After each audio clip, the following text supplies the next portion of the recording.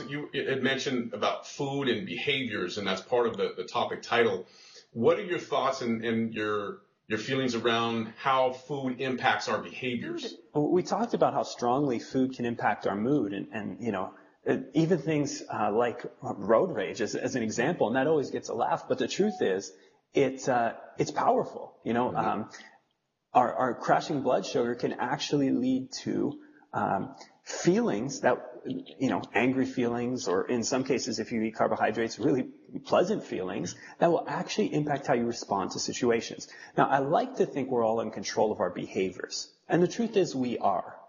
With that said, though, you know, it's kind of like you've got this balance point where, you know, if you've got too much, you know, negativity maybe in your life, and then you add a bunch of bad feelings due to food, you're just ready to flip the switch a little bit earlier.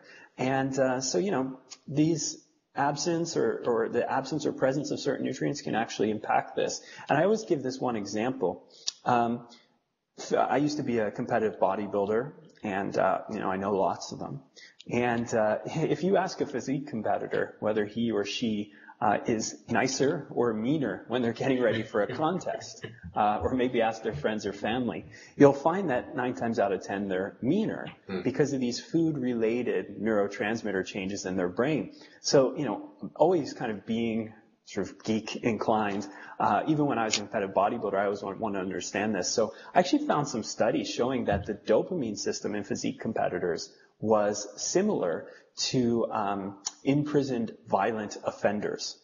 So they actually did these studies looking at people in jail for committing violent crimes, and they looked at physique competitors, and their dopamine systems were very similar, which is fascinating to me. Now, the key there, though, is that not a lot of physique competitors are, you know, imprisoned for violent crimes. So although they're getting similar behavioral, or I guess I should say mood changes, their behaviors aren't the same. So I think it's a really important point, you know. We should be in control. That said, there are a lot of studies coming out, in particular some cool stuff out of the US, UK, and Canada, showing that giving one multivitamin and one fish oil pill per day to prison inmates actually decreases their violent behaviors by 50%, which is really, really powerful. I mean, this is one little vitamin pill and one little omega-3 rich fish oil pill a day, and you cut the violent offenses, you know, when in prison in half. Wow. And that's crazy to me. Wow. And they've actually extended this further to look at grade school kids. So they did the same thing. These studies were repeated in these primary schools, and they found the same exact type of change. I think it was like 52% reduction in violence on the playground, or these types of angry outbursts and behaviors, from just a fish oil and a multivitamin. So that's some good evidence that the presence or absence of certain nutrients can actually not only impact mood, but behavior in pretty measurable and interesting ways.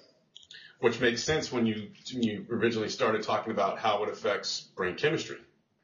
Yes, so absolutely. When we realize that food impacts brain chemistry and not just how your muscles work, which is oftentimes what we find in the industry. Well, how's it going to affect me, my muscle or my fat? It's how it actually affects your brain.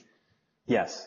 Yeah, absolutely. And, you know, again, I mean, you know, as we continue to chat, it'll probably come to light some other ways and strategies that we have for dealing with some of these changes, because the truth is, you can't blame, now that you have this information, bad actions in the world on your food. You know, right. I mean, that'd be very convenient, right? Oh, my blood sugar was low. Right.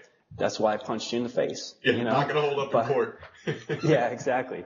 But you know what? It's actually an interesting idea, and I'm wondering if we're going to have food and mood court pleas eventually. But you know, the truth of the matter is, I like to think we're in control, and we teach in our coaching programs, for example, strategies, because there are going to be times when you can't get to the food, and you're going to have mood changes. What do you do then? Do you just pig out on the all-you-can-eat buffet, grab a donut to fix the problem, or do you eat what you know you should be eating and stick to the plan?